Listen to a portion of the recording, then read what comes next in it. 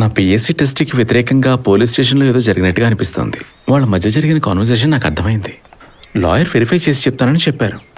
అలాగొక plan జరుగున్నా సరే మనం ఇప్పుడు ఏం చేయగలం?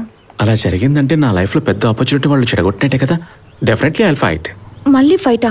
ఏంటి నువ్వు ఇంకా మారలేదా? ప్రతిదీ నెత్తి మీద వేసుకుంటావా? ఏదేమైనా నువ్వు కొన్ని రోజులు మధు దగ్గరికి వెళ్ళి ఉండు.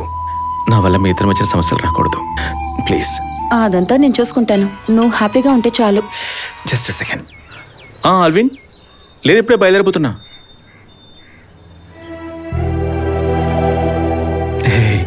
అదేం పెద్ద విషయం కాదు, ఇప్పుడు వచ్చేస్తున్నా. ఇది కొంచెం పట్టుకో. ఏమైంది? ఒక హ్యాపీ న్యూస్ అట.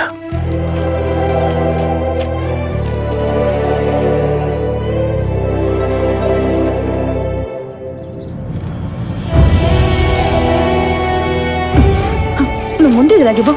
రాను రాను రిపోర్టర్స్కి అసలు కామన్ సెన్స్ లేకుండా పోతుంది. ఇది నా దగ్గరే ఉండని ఒక ఇన్స్పిరేషన్గా ఉంటుంది. వెళ్ళిస్తా.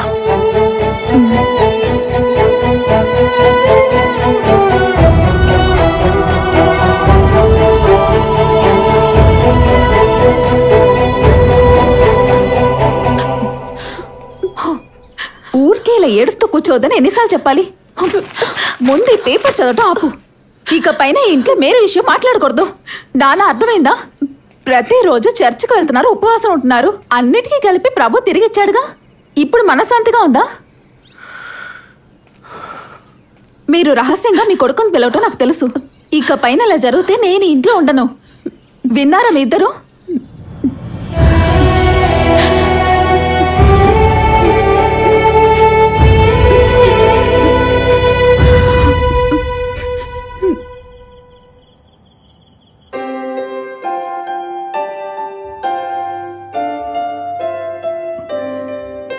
Nice, excellent.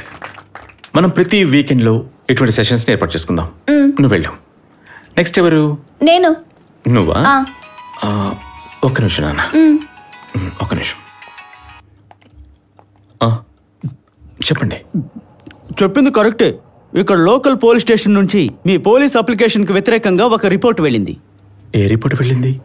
అందులో మీ గురించి చాలా దారుణంగా రాశారు. నాకెందుకో వాళ్ళ మెయిన్ అప్లికేషన్ రిజెక్ట్ చేయడానికి కారణం అదే అనిపిస్తోంది. నాకు రిపోర్టుకు సంబంధించిన ఒక కాపీ దొరికింది.